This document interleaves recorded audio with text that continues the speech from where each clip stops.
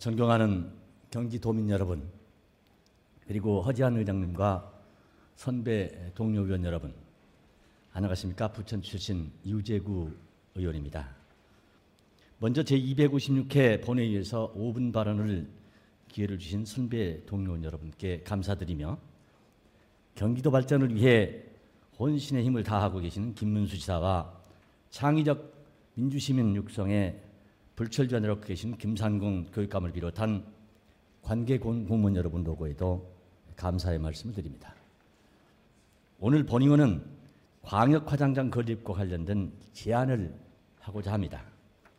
현재 우리나라는 분노의 무분별한 설치와 포화로 인해 환경피해로부터 녹지의 보존이란 환경보호의 당위성 측면에서도 화장장의 설치는 더 이상 미룰 수 없는 시대적 과제입니다.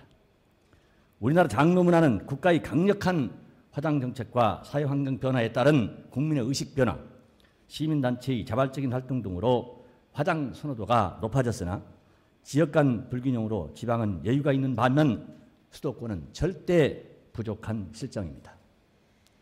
존경하는 선배 동료 의원 여러분, 장사시설은 누구나 한 번은 거쳐야 할 국민복지시설이며 개인의 이익과 집단 이익에 제한되어서는 안 되는 국가적 문제인데도 이를 극복하지 못하고 포기하거나 표류하고 있습니다.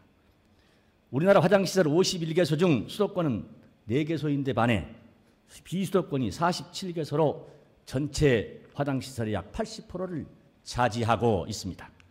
이는 우리나라 총 인구 4,800만 명 중 수도권의 약 50% 가까이가 모여 살고 있는 점을 감안해 볼 때 수도권의 화장시설이 절대 부족한 실정임을 잘 보여주고 있습니다.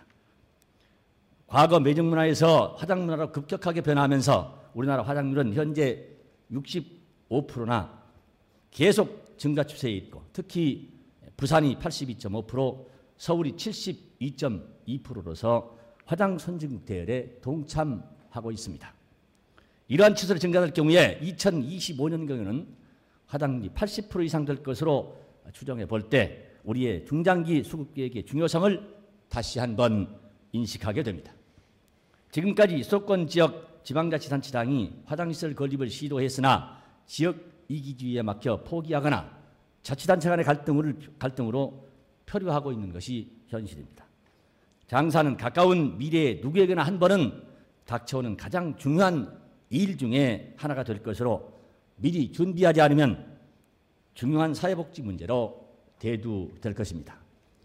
현재 경기도에는 용인시 등 6개 시군에서 화장장을 포함한 장사시설을 추진 중에 있고, 장사시설은 기초자치단체별로 추진하는 것을 원칙으로 알고 있습니다. 그러나 시군마다 화장시설을 설치한다면 이에 당사자가 더욱 많아지게 되는 문제를 가지고 있습니다.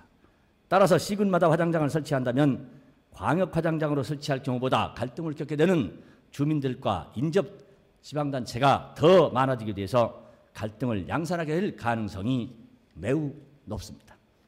현재 그 대표적인 경우가 부천시 화장장으로 입지의 여건상 부천시 내에는 적합한 장소가 없는 상황인데도 부천시 내에 화장장 설치를 감행하다 보니 많은 갈등을 초래하고 있다는 것입니다.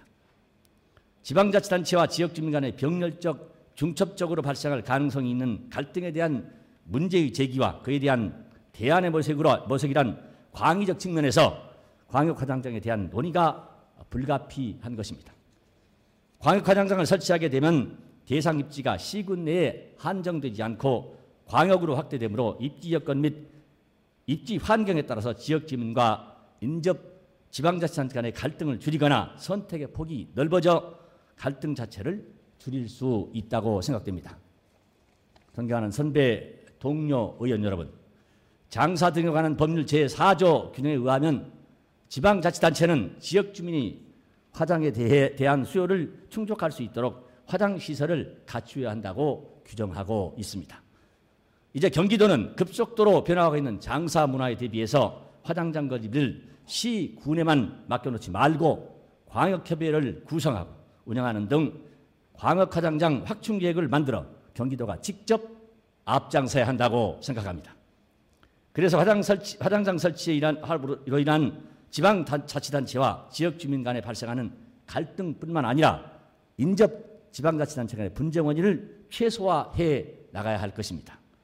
존경하는 선배 동료 의원 여러분, 2011년도 한 해 소망 모두 이루시고 1년 내내 좋은 일만 함께 하시기를 기원드립니다.